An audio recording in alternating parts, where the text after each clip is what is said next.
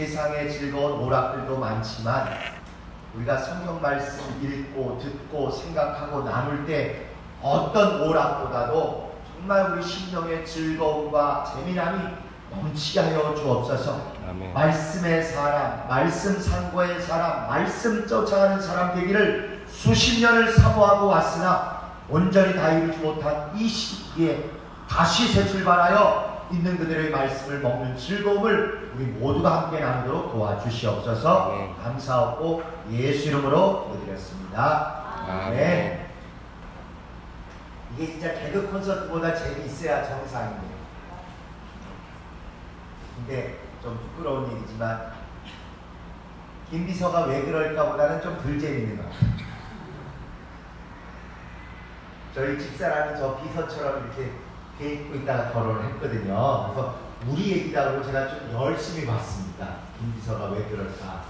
제가 또 그 못된 까치가 그 잡법도 비슷하게 좀 부리고 그래서 너무 부끄럽고 그렇게 하면서 참 재미나게 봤어요. 근데 사실은 성경 말씀이 못지않게 이렇게 진짜 재미있게 와 닿아야 되는데 제가 조금만 더 재미있게 잘 전해드릴 수 있으면 좋겠다 아쉬움을 여러 번 느낍니다. 이게 제가 배운 걸 너무 신나고 재미있어 했는데 막상 배달을 하려니까 좀 많이 떨어지는 거예요. 감동.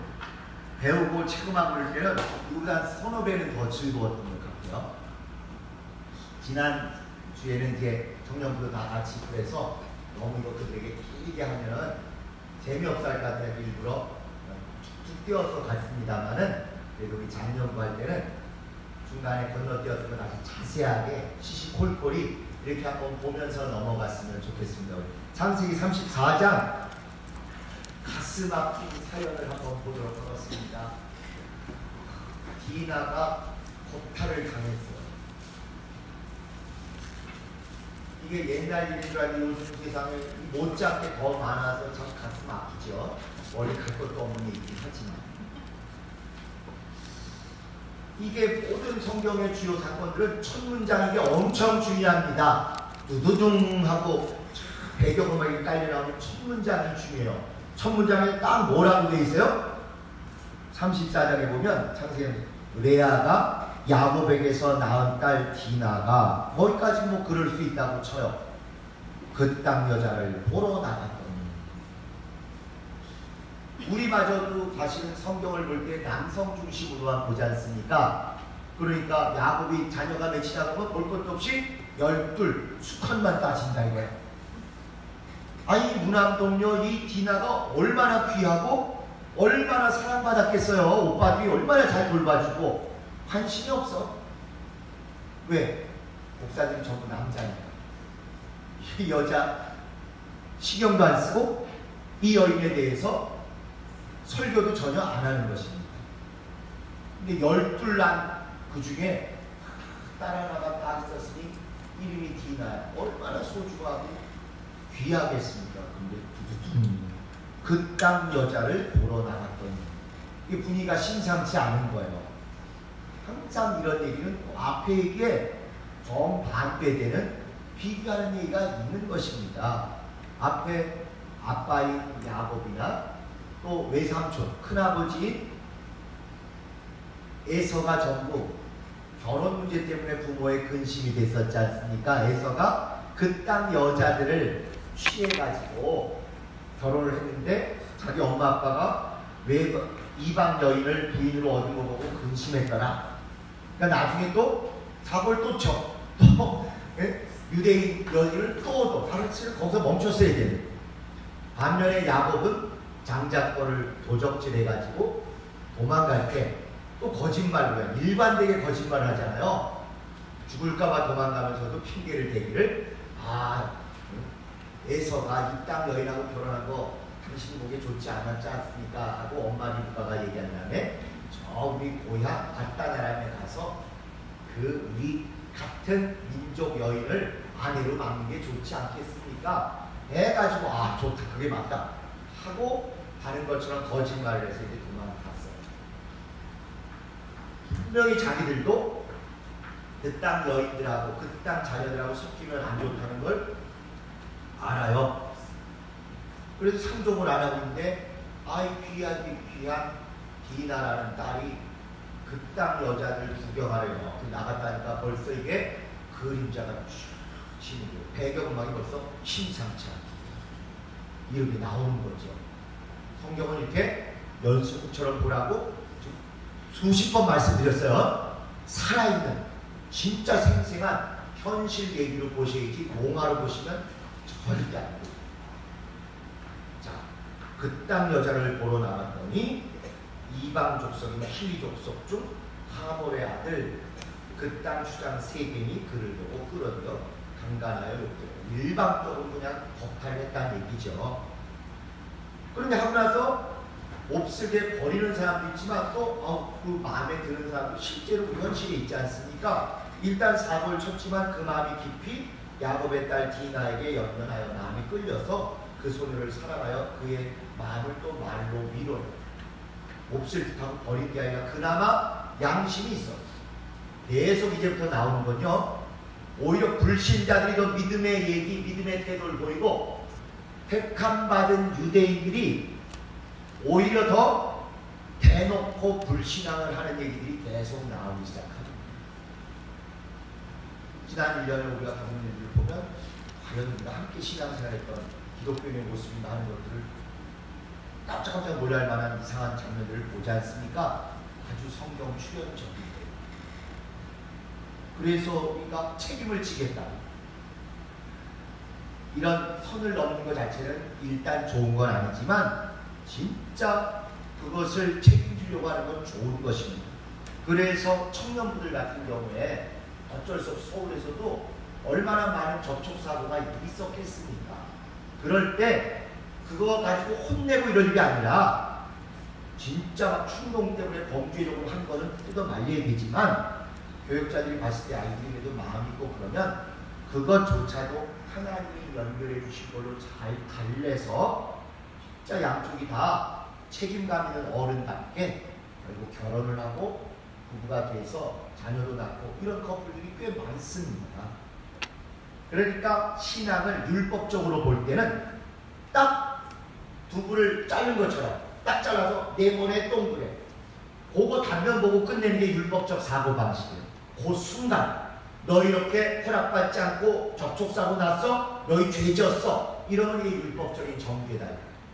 그냥 복음적인 또 목회적인 마음은 그렇긴 한데 이들이 진짜 그래도 좋아하는 마음이 있고 이거 한번 사건으로 외수되지 않고 위축은 되지만 그래도 서로 연모하는 마음이 있으면 정말 신앙기도 잘 해가지고 잘 뉘우치고 조심하고 책임감 있게 행동하고 결국 믿음의 배우자가 되게 하면 이건 충분히 역전돼서 하나님의 복을 받는 가정들 되는 케이스들이 많습니다.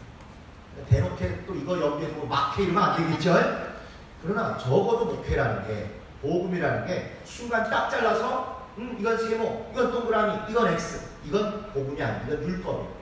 죄다 아니다. 부모 죄 때문입니까? 자녀 죄 때문입니까? 요한복음 9장에 보면 그런 표현이 나왔잖아요. 날 때부터 소명된 자가인데 이게 부모 죄 때문입니까? 자기 죄 때문입니까? 율법이 이렇게 누구 탓이냐? 누구 죄 때문이냐? 이거에만 관심이 있어요. 네, 예수께서 말씀하시고 하나님이 하시는 일을 드러내는 게 중요하다는 거예요. 결국 그걸 더 심지어 귀신에게 속아서 잘못 첫 단추가 그렇게 됐어도 회개하고 다시 잘 복음하여서 치유하도록 이게 필요합니다. 그래서 일단 차라리 세겜이 저지르긴 했지만 미안하기도 하고 저 여인 마음에 들고 하니까 잘 해보겠다고 여인을 위로해. 그리고 장인 어른이 될 야곱에게 찾아가서 자기 아버지한테도 얘기하고 장인 쪽 집안에게도 얘기를 합니다. 4절에 보시면 그 아비 하몰에게 청하여 그렇게 이 소녀를 내 아내로 얻게 하여 주소서 하였더라. 야곱이 그 딸 디나를 그가 더럽혔다함을 들었으나 자기 아들들이 들에서 목축 양 키우고 있으므로 그들이 돌아오기까지는 꼭 참고 고민하고 이걸 어떻게 될까 터뜨려야 될까 말아야 될까 이제 고민하고 있는 거예요. 옛날 야곱이 아닙니다. 신중해졌고 하나님이 어떻게 어떤 방식으로 처신해야 받아주실지를 많이 경험했기 때문에 고민을 시작했어요. 그러니까 세겜의 아비 하몰 사돈이 될 사람 그 겁탈한 놈의 아버지가 야곱에게 말하러 왔어. 괜찮은 사람들이죠. 원래 이 시대에 이 사람들이 그 지역을 다스리고 있는 힘 있는 종족이고, 야곱은 손님처럼 외국인처럼 빌붙어 있는 사람이니까 이쯤 됐어도 가서 행패 부리고 내가 그거 아니면 죽어, 이러는 게 옛날 문화의 정상일 수 있어요. 근데 나름 예의를 갖추고, 그래서 7절을 보시면 야곱에게 말을 왔을 때 7절에 야곱의 아들들은 들에서 이를 듣고 돌아와서 사람이 근심하고 심히 열을 받았게 심히 노하였으니 이는 세겜이 야곱의 딸을 강간하여 이스라엘에게 부끄러운 일 곧 행치 못할 일을 행하였습니다. 야곱은 믿음이 뭔지를 그 인생 산전수전을 겪으면서 이제 조금 알고 신중해졌는데, 이 12형제들은 아직 기세등등해서 이게 믿음이 뭔지, 어떻게 하나님의 방법을 해결될지를 잘 모르는 거예요. 마치 한참 때 모세와 같은 모세 딱 자기 누구 이스라엘 사람 죽이는 거 보니까 이씨가지고 한 방에 주먹으로 해결하잖아요. 혈기를 다스리질 못하는 거예요. 이 12 아들들은 자기 여동생이 누구한테 짓밟힌다는 소리 들으니까 완전 뚜껑이 확 열리고 부글부글 끓고 있는 거죠. 8절에 하모리 그 잔인될 사람이 그들에게 이르되 내 아들 세겜이 마음으로 너희 땅을 연연하여 하니 원컨대 그를 세겜에게 주어 아내를 삼게 하라. 정중하게 요청을 하는 거예요. 비록 실수하고 잘못을 했지만 이렇게 좋아하고 책임지려고 한다. 9절 보시면 너희가 우리와 통혼하여 너희 딸을 우리에게 주며 우리 딸을 너희가 취하고. 이 사람은 믿음은 몰라도 인간적인 도리로 이렇게 서로 혼인정책하고 이러면 평화롭게 잘 살고 윈윈하지 않겠느냐, 이렇게 얘기를 하는 거죠. 물론 계속되는 얘기에서 이방인하고 결혼하지 말라는 하나님의 명령을 야곱 집안은 지켜야 되는데, 그럼에도 불구하고 디나가 겸손하게 나가서 뭔가 불행이 닥친 것은 맞는데, 인간적으로 일단 이 하몰이 충분히 책임감 있는 예를 얘기하고 서로 잘 통혼해보자 이렇게 얘기를 합니다. 그러면 이때 이스라엘 야곱의 집안은 둘 중에 하나를 결정하는 거예요. 우리가 믿음으로 봐서 그건 절대 안 된다, 너희하고 하는 것을 하나님이 싫어한다 하든지, 아니면 특별히 믿음에 양보할 수 없는 조건을 이야기하고 너희 개종해서 우리 믿어라, 그렇지 않으면 우리 안 된다, 이러면 되는 거예요. 그러면 하나님이 원하시는 거 이루는 거 아닙니까? 하나님이 절대 이방인하고 결혼하지 말라고 했으니까 안 된다 하고 헤어지든지, 이방인을 하나님의 사람 만들어서 정상적인 결혼을 하게 하면 되는 것이죠. 그런데 항상 믿음에서 떠나고 야곱처럼 잔머리 굴리고 스스로 살려고 하는 사람은 요 제3의 꼼수를 부리다. 그 사이에서 반만 맞고 반은 틀리면 이게 맞는 게 아니라 결국 틀리는 게 되잖아요. 그래서 이렇게 얘기하기를 9절에서 다시 우리 딸을 너희가 취하고 너희 딸을 우리가 취하고 이러면 좋지 않겠냐 했더니 10절에 너희가 우리와 함께 거하되 땅이 너희 앞에 있으니 여기 머물며 매매하며 여기서 기업을 얻고 잘 번창할 수 있지 않겠냐. 그래서 하몰 이렇게 좋은 얘기를 합니다. 또 사건을 일으킨 세겜도 디나의 아비와 장인어른과 그 다음에 뭐죠? 그 다음에 매제들이죠. 매제가 아니라 처남들에게 얘기하죠. 처남들, 남형들에게 나로 너에게 은혜를 입게 하라. 너희가 내게 청구하는 것은 내가 수하겠다. 다 듣겠다. 결혼 예물로 또는 정신적인 위자료로 뭐 달라는 것도 다 하겠다. 이렇게 좋은 사람 성경에 별로 없어요. 물론 처음에 사고는 쳤지만 이렇게 책임감 있는 사람 별로 안 나와요. 이 소녀만 내게 주어 아내가 되게 하라. 아무리 큰 빅물과 예물을 청구할지라도 지참금 아무리 크게 불러도 너희가 내게 말한 대로 다 수용하리라. 야곱의 아들들이 세겜과 그 아비 하몰에게 속여 대답하네. 대놓고 이제 누가 야곱의 아들 아니랄까, 부전자전 아니랄까봐 속여서 대답했으면 세겜이 그 누이 디나를 더럽혔습니다. 여기 야곱은 딱 빠진다 이거예요. 야곱에게 아마 아들들이 아버지 저는 용서할 수 없으니까 우리 이렇게 작전 짜가지고 이렇게 죽여버리십사 했으면 예전에 야곱 같으면 오케이 좋은 아이디어 역시 너희들은 내 아들 맞아 이랬을 텐데 거짓말과 꼼수가 어떤 결과를 가져오는지를 평생 체험하고 난 야곱이니까 이제는 전공법 믿음의 법 중심으로 하는 사람이 됐어요. 그래서 아마 아버지한테 얘기했으면 안 돼 그러지 마 이렇게 했을 것 같으니까 아버지한테 얘기 안 하고 지들끼리 이제 저지르는 것입니다. 사고를 치는 거예요. 그래서 야곱의 아들들이 그들에게 말하되 우리는 그렇게 못하겠다. 너 이방이라 더는 못하겠다. 할례 받지 아니한 사람에게 우리 누이를 줄 수 없노니 이는 우리의 소유이 됨이라. 맞아요? 틀려요? 말은 맞아요. 믿음의 현장에서 교회에서 사고치고 범죄 저지를 때 무조건 성경하고 반대로 얘기해서는 안 먹힙니다. 그런 사람들은 전부 성경을 이용, 악용을 하는 거예요. 적당하게 맞는 구절을 따서 얘기하고 그걸 사람들이 미끼처럼 딱 물으면 그 다음에 성경을 어기는 걸 뒤에다 슬쩍 갖다 붙이는 것입니다. 여기 나온 대로 할례 받지 아니한 사람에게 우리 누이를 줄 수 없다. 이건 100% 성경 맞아요. 그런데 아까 속여 대답한 그러면 줄 수 없으면 완전 거절하든지 성경이 그 다음 후반전에 써 있는 것을 할례 받지 않은 사람하고 결혼할 수 없으니까 결혼 안 돼 하든지 아니면 너희가 완전히 할례 받고 좋은 신앙이 돼야 할 수 있다 하든지. 그런데 이들은 적당히 거짓말을 하면서 어때요? 너희가 할례 받으라 하고는 그래서 할례 받으면 결혼을 시킬 마음이었어요? 아니었어요?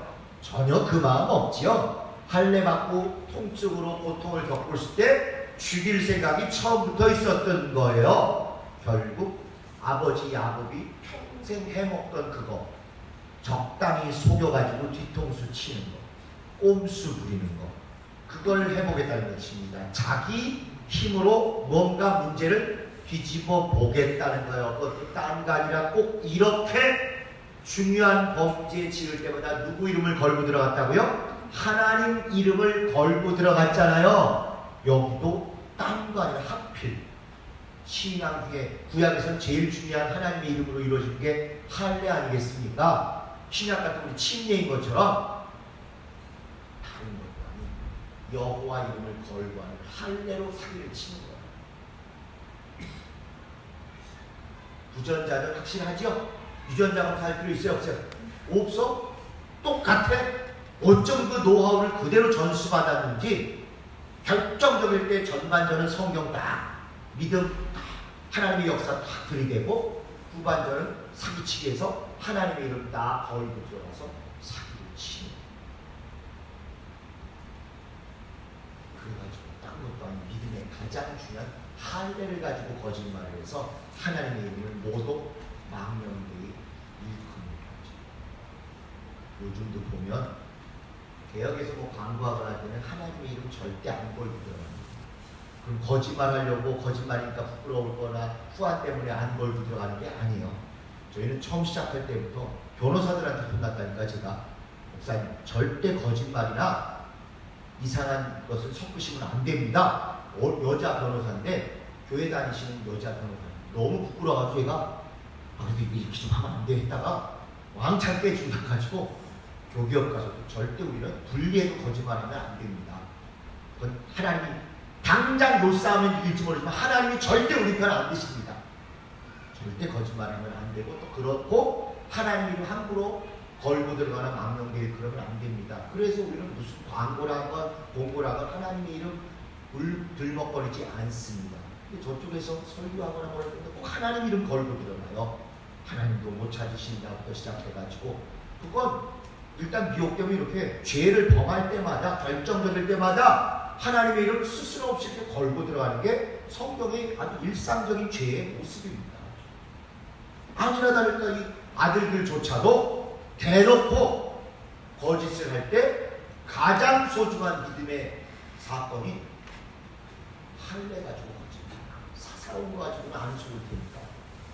그래서 우리가 교회라면 기본적으로 기독교회는 거짓말하면 안 돼요. 그리고 기독교회는 기본적으로 밝아야 해요. 어둡고 친절하고 꽁하고 이건 기독교회는 아니에요. 은혜 받으면 여러분 다 경험하신 것처럼 일단 올라갔던 눈꼬리가 처져. 입이 벌어져. 그리고 침이 많이 튀어. 물이 풍성해져요. 이 입에서 나오는 물도 풍성해지고 눈에서 나오는 물도 풍성해지고 하다 보면 코에서 나오는 물도 풍성해집니다. 감출 수가 없어요. 무슨 재채기하고 사랑은 감출 수가 없다는데 은혜 받으면 물이 풍성해지는 건 정말 감추기 어렵습니다. 절대로. 그러나 거짓말 또 막 찌그러들고 그렇게 쩔어있고 분노가 또는 부정적인 거 두려움 이게 얼굴에서 사라지는 게 실제로 나타나야 그게 정상적인 믿음입니다. 그래서 기독교인은 우선 기본적으로는 때로 거짓말하면 안 되고 밝아지셔야 돼요. 성격을 개조하셔야 돼요. 난 원래 내 성격이 꽁해요. 아니요! 많은 귀신이 억압하고 있어. 그럴 가능성이 크니까 일부러도 밝아지세요. 점심 먹으면서도 점심에도 어느 집사님들에게 그 얘기 있지만 저 원래 외아들이기 때문에 내 성격이고 말도 잘안하고 혼자 놀고 만나서 대화하고 수다 엄청 싫어했어요. 믿으세요 좀. 주일날 목사가 얘기하는데 안 믿으시는 표정을 지금 어쩌자는 거예요. 진짜입니다. 혼자 놀아요. 혼자. 누구 말하고 피곤하고 말 섞고 이거 엄청 싫어했어요. 그런데 예수님 바꿔야 되겠다. 성격이 그러면 안 되겠다. 꼭 목사께서는 더 나는 제가 제일 좋아하고 자주 쓰는 말 중에 하나가 나는 서비스 업종 종사자다. 그렇죠. 제가 제조업은 아니잖아요. 서비스 교인 만나서 어떻게든 그 심령을 변화시켜드리고 즐겁게 해드리고 신나게 해드리는 서비스 업종 종사자다. 서비스 업종에서 어떻게 얼굴 긁고 사람을 만나? 손님을 어떻게 우거지 상하고 만납니까? 그래서 밝게 풍수같이 너스레 즐거움 정말 수다 떠는 거 좋아하고 만나서 얼굴 보는 거 즐기고 이렇게 하자고 결심하고 노력하니까 성령께서도 도우셔서 변화돼요. 절대 나는 원래 내 성격이 원래 이건 안 통합니다. 그건 성령을 모독하는 발언이세요. 성령께서도 나는 못 고치실 거야. 성령께서도 나는 손 못 대실 거야. 대놓고 성령 모독하시는 발언이라니까. 나는 원래 그러면 우리는 원래 무슨 사람이었다고요? 지옥 갈 사람이었어요. 굳이 원래 하실 거면 난 지옥맨 이렇게 하세요. 그래서 제가 제일 싫어하는 사람이 이 원래맨이에요. 원래 하는 사람. 어떤 사람은 자기 본래 그렇지. 본래면 이게 다 나쁜 인간들이 다 나쁜 인간. 대놓고 성령 모독하는 거예요. 성령께서 나 못 고치실 거야. 나 변화 못 시키실 거죠. 아니요. 우리가 마음만 열고 방향만 정하고 노력 몇 발짝만 시작하면 성령님께서 얼마든지 고쳐주셔요. 절대 거짓말하지 말고 밝게 자기 성격 개조한다 싶을 정도로 풍수같이 넉살 좋게 이렇게 사시는 분들이 그게 기독교. 원래 그게 잘 됐으면 유리한 것이고 원래 그게 안 되셨으면 예수 때문에 복음 때문에 이웃사랑 때문에 나도 노력해서 해야지. 이렇게 좀 하시면요. 어떤 노력보다 성령의 열매와 충만함을 더 많이 체험하게 되죠. 계속 이 얘기했더니 저 두 부부 지금 부부싸움 나게 생겼어요. 서로 지금 누가 더 안 변했냐 뭐 그거 얘기하실 것 같은데 이거 좀 또 다음 주에 신방 가야 될 일이 생기는지 걱정이 좀 됩니다. 자, 이렇게 믿음을 떠나면 성경 말씀 빙자해가지고 거짓말을 하고 꼭 거기에 절대 들이대지 말아야 될 하나님의 이름, 하나님의 역사, 믿음의 근본을 걸고 들어갑니다. 그래서 15절 보시면 그런즉 이같이 하면 너에게 허락하리라. 만일 너희 중 남자가 다 할례를 받고 우리같이 되면 우리 딸을 너에게 주며 너희 딸을 우리가 취하여 한 민족이 되게 하려니와 너희가 만일 우리를 듣지 아니하고 할례를 받지 않으면 우리는 곧 우리 딸을 데리고 가리라. 글자는 맞아요 틀려요? 100% 하나님 뜻대로 하는 얘기잖아요. 아예 처음부터 발라쓰든지 이 사람들을 완전히 하나님의 백성으로 변화시켜서 하나가 되든지 말은 100% 복음적인 믿음적인 말을 했어요. 중심은 전혀 거기에 관심 없는 거죠. 이게 오늘날도 우리가 정직하지 않으면 알게 모르게 교회 안에서 이렇게 서로 속일 수 있는 여지가 있다는 것입니다. 부전자전, 야곱이 좋은 얘기 아무리 해도 결국 중심에서 딴 생각하고 있고 리브가가 딴 생각하고 있어서 인생 전반전에 고통 겪었던 것을 어쩌면 이게 가문의 무슨 전통이랍시고 똑같이 하는 거예요. 그랬더니 오히려 세겜이 더 믿음이 좋은 것입니다. 그들의 말을 하몰, 아버지인 하몰과 그 아들 세겜이 좋게 여기고 아멘하고 받아들였다 이거예요. 불신자들이. 그분은 이 소년이 그 행하기를 지체치 아니하였으니 그가 야곱의 딸을 사랑하며 그는 그 아비 집에 가장 존귀한 일러라. 하몰과 그 아들 세겜이 성문에 이르러 그가 올 사람들이 말하여 가로되 이 사람들은 우리와 친목하고 이 땅은 넓어 그들을 용납할 만하니 그들로 여기서 거주하며 매매하게 하고 우리가 그들의 딸을 안아서 우리 그들하고 잘 지내자. 완전히 한 민족이 되게 우리가 바꾸자. 우리가 회개하고 고치자. 그러나 우리 중에 모든 남자가 그들에게 할례를 받은 같이 할례를 받아야 그 사람들과 함께 거하여야 한 민족이 되기를 허락할 것이니 그리하면 쭈쭈쭈쭈 해자. 그래서 24절 보시면 성문으로 출입하는 모든 자가 하몰과 그 아들 세겜의 말을 듣고 성문으로 출입하는 그 모든 남자가 할례를 받으니라. 이렇게 단번에 믿음 좋게 속이는 자이지만 그 말은 옳은 하나님의 말씀이라고 믿고 오히려 불신자 이방인이 더 순종을 순식간에 위로부터 아래까지 다 했어요. 근데 정작 하나님의 이름을 팔아먹고 하나님의 말씀을 팔아먹은 이 이스라엘은 그대로 안 했죠. 잠깐 여기서 이렇게 이방인이 이때가리가 명하니까 아랫사람까지 못살한 사람이 탁 이렇게 회개하듯 할례를 범하고 막 이렇게 탁 얘기 나올 때 떠오르는 어떤 사건 성경 혹시 없으신가요? 누구? 뭐? 뭐 어디 정답이 어떻게 들리는 것 같은데 이제 환청을 듣는 겁니까? 어디 보면 이 뻐긋뻐긋 들리는 거 아니에요? 누가 좀 얘기 좀 해보세요. 네? 왜 니느웨서 모르는 거 아니잖아요. 요나가 무슨 이지 아죠? 요나 요놈의 나 다 우리 얘기 니느웨성에 요나는 빽질거리고 괜히 전도했다가 회개해서 뉘우치고 저것들 멸망하지 않으니까 할까 말까 하다가 억지로 했다 이게요. 3일길이 되는 성을 하루 만에 했다는 게 무슨 뜻이겠어요? 이걸 설교를 잘못하는 사람들은 그렇게 죽기 살기로 열심히 했다고 설교를 하더라고. 거꾸로 해요. 거꾸로 3일을 죽기 살기로까지 해야 되는데 하루에 건성했다 이 얘기예요. 괜히 세게 전도했다가 믿고 다 회개할까봐 3일 길을 가야 되는데 여기서 좀 예수 믿고 회개해 누가 뭐라고 하면 또 안 들려주고 저쪽으로 대충 하다 설렁설렁 했다. 오늘 우리가 읽은 얘기가 구조가 똑같아요.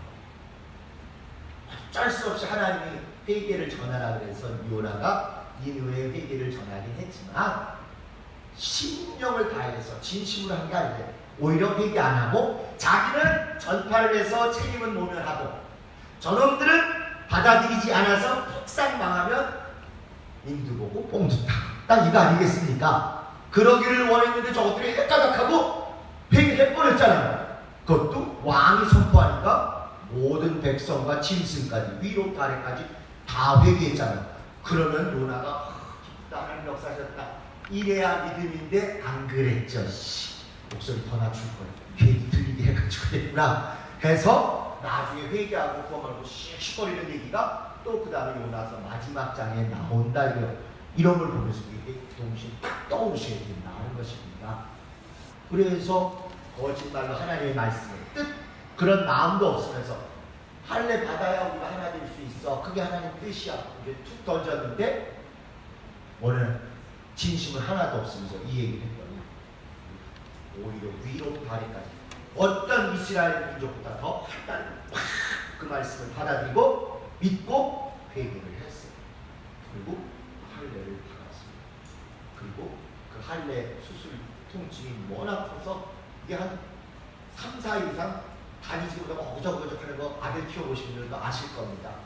그러니까 기다렸다는 것이 25절에 제3일에 미쳐 그들이 고통할 때 야곱의 두 아들 디나의 오라비 시므온과 레위가 각기 칼을 가지고 가서 부지 중에 성을 엄습하여 그 모든 남자를 죽이고 칼로 하몰과 그 아들 세겜을 죽이고 디나를 세겜의 집에서 데려오고 야곱의 여러 아들이 그 시체 있는 성으로 와서 노략하였으니 이는 그들이 그늘을 더럽힌 행보라. 정말 비열하고 처참하고 못된 짓을 한 거죠. 그리고 왜 허구많은 사람 중에 레위하고 이 시몬이 이 얘기를 했느냐 보면 네 여인 있지 않습니까? 네 여인 레아와 라헬, 비하와 실바. 그 중에 이 레아 언니 거기로부터 네 아들이 나오고 나중에 또 둘 나오고 그리고 디나가 나오다 보니까 엄마가 같은 거예요. 12 중에 한 딸이긴 하지만 역시 네 엄마 중에서 같은 엄마에게서 나온 오빠들이다 보니까 더 열을 받아서 이들이 앞장선 것입니다. 사고는 이들이 쳤는데 떡고물을 또 누가 챙겨요? 그 다음에 보면 야곱의 여러 아들이 그 시체 있는 성으로 가서 다 또 뜯어갔더라.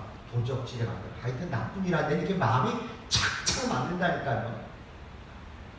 그래서 사실은 나중에 이제 예언서나 다른 역사서에 이스라엘 민족들이 막 치고받고 나올 때 보면 왜 이 집하고 저 집하고 싸웠을까? 뿌리를 찾아가면 엄마에 따라서 줄 서기를 달리한 거예요. 우리 그냥 크게 주일학교 수준으로 볼 때는 12아들 다 하나겠지 이렇게 생각하는데 이들 중에도 배다른 형제들이다 보니까 누구 출신, 누구 출신, 누구 출신이지 가깝고 멀고가 생기는 것입니다. 혹시 여러분 주변에 이런 가족사들을 가진 분들 뭐 조금씩들 다 아실 텐데 이해가 되셔야 돼요.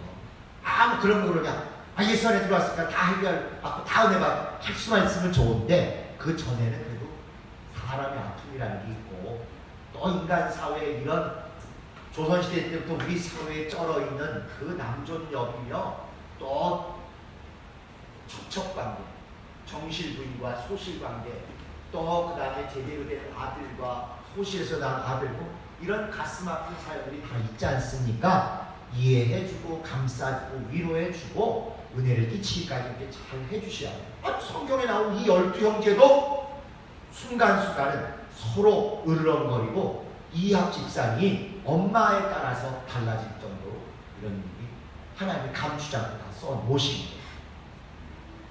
자, 그래가지고 28절에도 그들이 양과 소와 나귀와 그 성에 있는 것과 들에 있는 것과 그 모든 재물을 빼앗으며 그 자녀와 아내들을 또 사로잡고 지들이 열낸 이유가 뭐예요? 자기 여동생 욕보였다는 거잖아요. 그럼 복수했으면 끝내야지.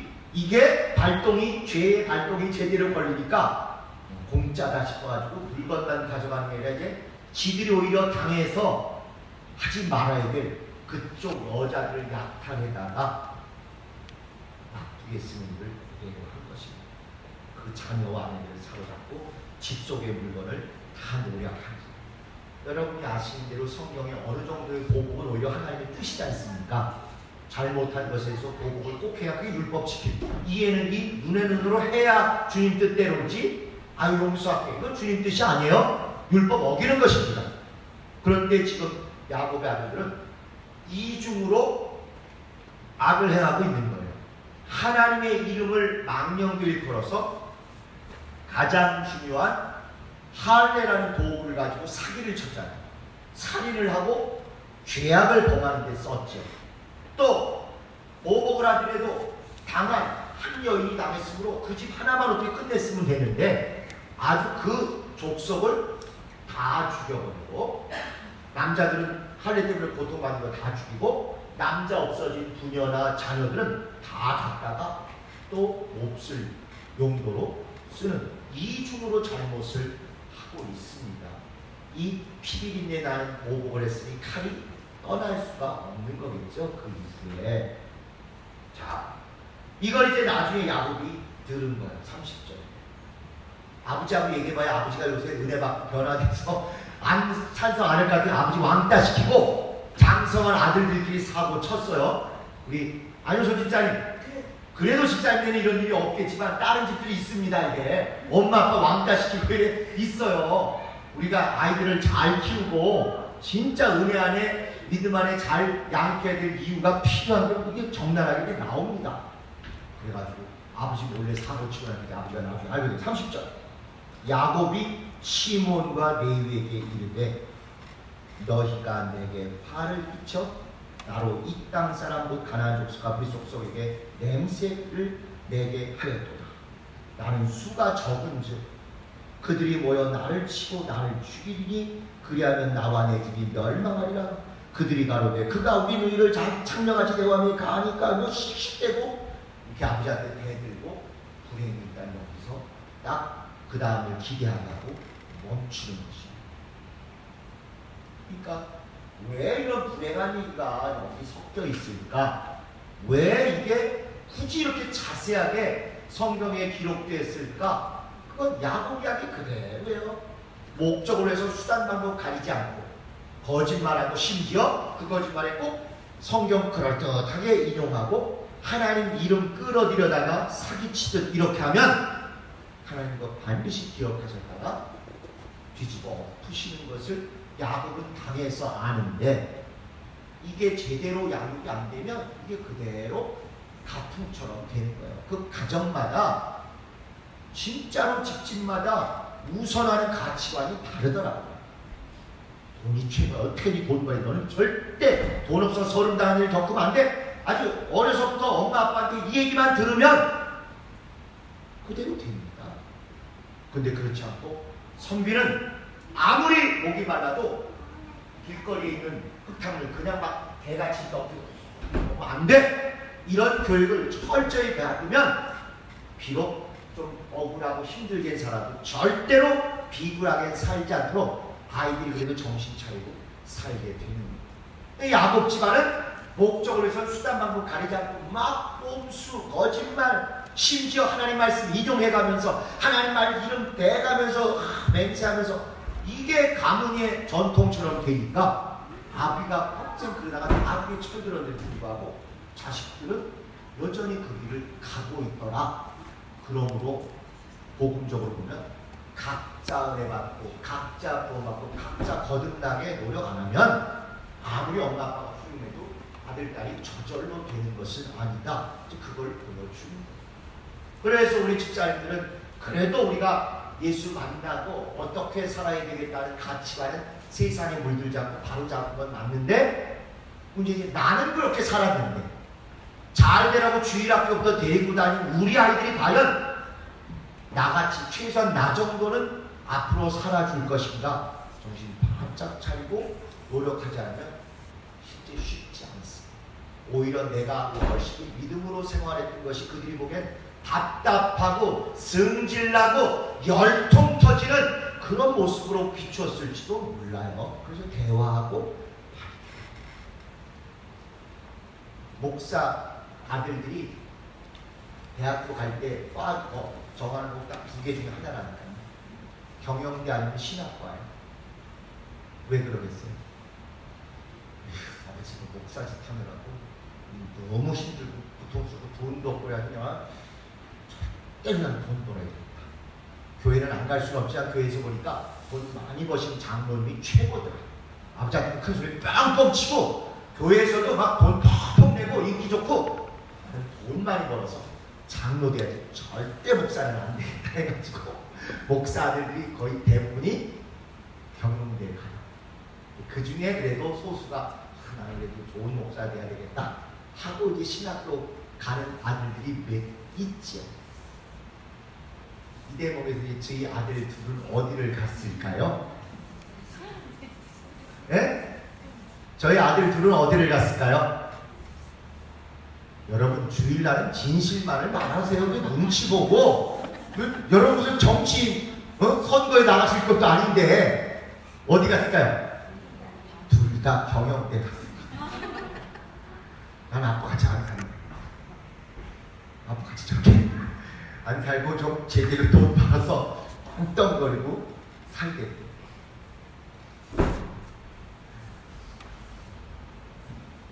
그래서 아빠 뭐 하면 도와는 줘도 절대 저게 목사 안 돼. 또 하나는 뭐 아이에게 공부만이라 이러지 말고 공부하는 모습을 보여줘서 공부하는 모습 보여줬더니 자기들은 절대 공부 안 합니다. 24시간 책 보는 걸 보여줬더니 아주 지긋지긋해가지고 실제로 저희 집 현관부터 시작해서 곳곳에 책장에 늘 정도가 아니기 때문에 많이 비고 그걸 보고 자라는 게 아예 소설책도 아니고 실패했습니다. 양육에 완전히 실패했어요. 목회자 양육도 실패했을 거예요. 차곡차곡 책 보는 것도 실패했어요. 어느 하나만이 유일한 해결책이 아니라는 것도 절감했습니다. 행동으로만 보인다고 되는 것도 아니고 진짜 아이가 뭘 원하는지 대화하고 또 엄마 아빠가 나는 믿음의 모범을 보인다고 잘하고 있으면 알아서 쫓아오겠지. 아니요. 그건 엄마 아빠의 문제고 얘는 또 얘에 맞게 대화해주고 끌어주고 이런 노력하지 않으면 가풍이라는 게 좋은 쪽으로 형성되기보다는 역시 게으르고 놀고 대추하는 쪽으로 형성될 수밖에 없겠더라고요. 부끄러운 얘기를 제가 이렇게 감추지 않고 하는 이유는 이렇게 실패하기 쉬우니까 조금 더 기도도 하시고 노력도 하시고 머리도 좀 쓰시는 게 필요하다는 걸 말씀드립니다. 자, 디나 얘기가 이렇게 끝났는데 결국 디나 얘기를 이렇게 딱 쓰는 건 아까 말씀드린 대로 가풍, 속이고 물불 안 가리고 목적을 위해서 수단 방법 막 동원하는 그런 걸 엄마 아빠가 작은 거 막 대충 누가 보나 그냥 목사님 안 볼게 이렇게 한다든지 이렇게 하시면 아무리 90% 신앙과 윤리에서 잘하셨어도 아이들의 뇌에 희한한 복에 더 오래 남아가지고 그게 아이들의 결정적인 선택의 순간 영향을 미치니까 정말 조심해서 잘 하셨으면 좋겠어요.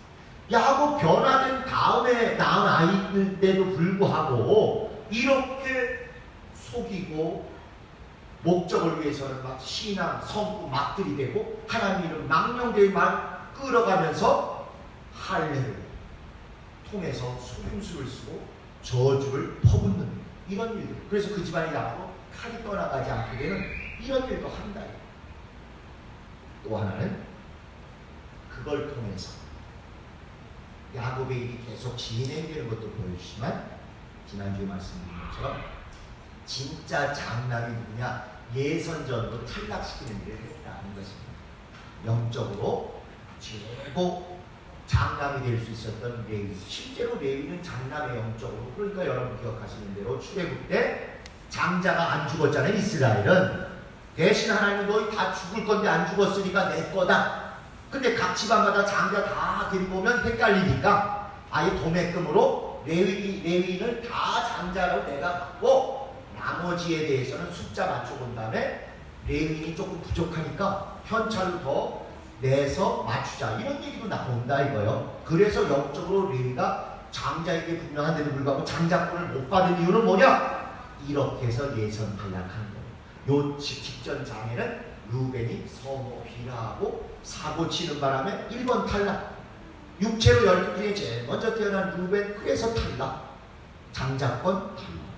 두 번째 영적으로 장자가 될 수 있었던 레위 이렇게 하나님 이름을 망령되이 일컫고 말씀을 동원해서 거짓말 저주를 퍼부었기 때문에 피비린내 나는 잔해하는 기계 창세기 49장 보면 살인기계예요. 살인기계예요.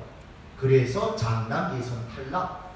그리고 또 유다는 다말이라는 며느리하고 사고 치는 걸 통해서 또 권력을 가진 왕권을 가진 장자인데 예선 탈락.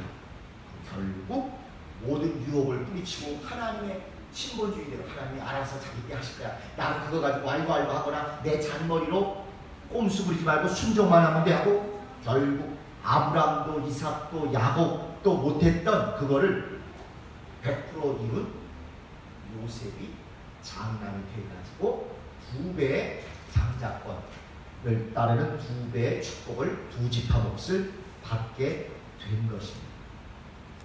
한편으로는 야곱의 스스로 살려고 꼼수 부리고 목적을 염두에 두고 수단을 막 불법적으로 행했던 게 대를 이어서 어떻게 실패하는가를 보여주고 또 한편으로는 오히려 불신자들이 이들은 더 믿음을 잘 하는데 야곱 집안을 어겼다 이걸 보여주는 게 한편이고, 또 한편으로는 그러면서 누가 장자인가, 누가 후사가 될 것인가, 누가 기업을 물려받을 것인가, 후사론 성경 전체의 가장 중요한 주제입니다. 이거를 육신의 아들에게 넘겨주려고 악용을 한 사람이 잘못이지, 후사론은 아주 성경적인 주제예요.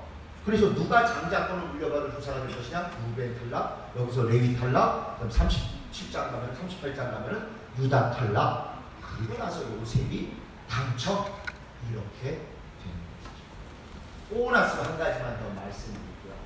디나가 이렇게 된다면 어떻게 됐는지 얘기가 안 나와요. 그러니까 유대인들이 얼마나 불쌍한 디나가 안쓰러웠겠습니까? 그게 좀 띄워주고 싶어준 거예요. 성경을 해석하는 이제 연구리 자기들의 신앙책인 미드라시라는 데다가 디나가 그다음에 슬프고 고통을 겪었었는데 좋은 사람이 있어가지고 내줘줬어요. 그게 누구냐? 바로 그게 욥입니다. 욥. 그 욥에 대한 책에 어떤 얘기가 나오냐면, 여러분 아시는 대로 욥이 불행을 당했잖아요. 근데 그 악처 욥의 마누라가 등신아 하나님을 저주하고 욕하고 죽어버려 이랬잖아요. 근데 어떤 금요철에 어떤 목사님가 사실은 그게 축복하라는 단어인데 어쨌건 비과서 저주하라는 단어였다. 그리고 넘어갔어요. 그래도 욥이 속이 안 풀려가지고 나중에 돌려치기로 저주도 하긴 했어요. 근데 욥은 나중에 하나님께 용서를 받았는데 욥 마누라에게는 또 그 다음에 안 나와. 그런데 이스라엘 사람들의 믿음에 비춰볼 때는 저 미세스 욥은 용서가 안 됩니다. 하나님을 저주하고 죽으라니 저런 인간을 살려두면 안 되겠죠? 그래가지고 욥의 증언이라는 다른 책에서, 이 성경은 아니지만 다른 책에 욥의 마누라를 다 죽여버렸어요. 그렇게 잘한 것입니다. 아주 믿음에서 하나님을 저주하라고 한 그 여인을 살려두는 거, 그들의 율법적 사무를 용납할 수 없는 거에게 다 죽였어요. 그런데 저 동방의 욥이 저렇게 의로운 사람인데 저렇게 그냥 혼자 사는 게 안 되니까, 안 돼 보니까 이제 욥에 나오는 모든 약대 얘기, 뭐 이런 얘기가 아브라함과 다윗, 아브라함과 이삭과 야곱 그 시대의 풍습하고 창세기 나오는 내용, 문체하고 비슷하거든요. 아, 욥이 그 시대 사람. 그래가지고 그 욥이 혼자 되고 막 번민하고 있을 때 디나를 또 딱 만난 거야. 그래가지고 디나가 미세스 세컨드 욥이 돼가지고, 세컨드 미세스 욥이 돼서 나중에 이제 욥이 하나님께 위로받은 다음에 또 아이들을 낳지 않습니까? 그때 난 사람은 우리 그냥 어렴풋이 앞에 원래 있었던 부인이 낳았을 걸로 생각하잖아요. 사실 그게 정상이죠. 죽었다는 얘기도 없는데. 근데 아까 유시라에게 도저히 그 여인을 살려둘 수가 없으니까 그 여인을 자기네 해설책에 죽이고, 제일 그래도 억울하고 상처 있고 고통 겪은 여주인공이 누굴까 찾아보니까 마침 아브라함, 이삭, 야곱 요 시대의 여인이었던 디나가 눈에 딱 띄어서 디나하고 욥하고 결혼을 시키고, 욥도 이방입니다. 우스 땅이라고 했잖아요. 이방이에요. 그런데 이방이었던 욥이 오히려 아브라함 가문에 적질에 들어와서 믿음의 가문으로 유대인으로 됐다. 이렇게 해피엔딩으로 박수치고 끝냈어요. 그래서 디나도 행복을 찾게 만들어줬고, 욥도 그 못된 마누라는 잘라내고, 그 다음에 훨씬 젊고 예뻤을 것 같은, 아까 막 이 족장아들이 한눈에 반했지 않습니까? 그 디나하고 또 해서 또 젊은 여인하고 있기 때문에 조금 장면을 좀 봤다. 이렇게 디나도 살리고 욥도 살리고 창세기하고 욥기하고 덧붙이기도 하고, 그래서 이 욥기를 전에 내려오기는 모세가 쓴 거다. 창세기, 창출, 레위기, 모세오경과 욥기를 같이 모세가 썼다. 이렇게 하고 마무리를 합니다.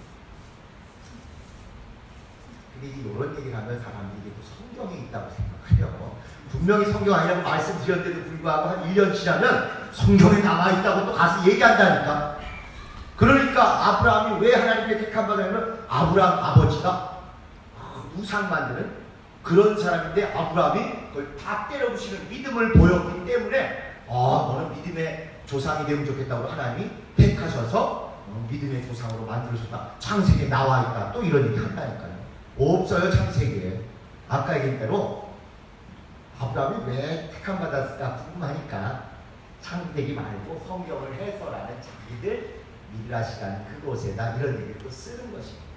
기도원도 역시 조금 나와가지고 또 더 풀려서 얘기하고. 근데 우리가 워낙 성경을 안 읽으니까 설교로만 들으면 성경이 있는가 보다 하고 있고, 나중에 한 1년 지나면 성경이라고 또 박박 우겨요. 욥기도 마찬가지입니다.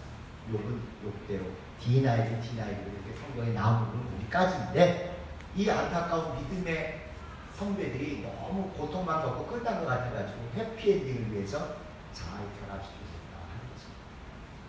마무리하겠습니다. 아픔, 믿음대로 절대 거짓말 안 되고 밝고 명랑하게 사는 것, 이런 거 중심으로 하시고, 나도 잘 됐을 뿐만 아니라 내 아이들 위해서도 또 별도로 그런 기도, 노력 이런 거 하셔야 우리의 가풍이, 우리의 신령한 가문이 2대를 거쳐 3대까지, 그리고 여러분이 떠난 다음에 태어날 4대, 5대로 진짜 복받은 가정답게 비록 성경책에 기록되지 않아도 생명록에 계속 기록되게 될 것입니다. 그런 결심을 하신다면 정말 우리가 신령한 믿음의 조상 되는 거 확실합니다. 절대로 목적을 위해서 역시 수단을 함부로 하고, 또 유리하게 이겨가고 저 사람한테 짓밟고 싶어서 성경 막 가짜로 인용하고 하나님 이름 걸고 맹세할 수 있어, 이런 얘기는 절대로 안 나오도록 혀를 깨무셔가지고 믿음의 도리도 잘 지키시고 축복과 위로도 잘 받게 되시길 바랍니다. 아시겠죠? 네. 실패하는 저세술 잘 적나라하게 이렇게 봤으니까 우리가 성공하는 저세술 쪽으로 잘 가셨습니다. 우리 질문 한두 개만, 질문이나 또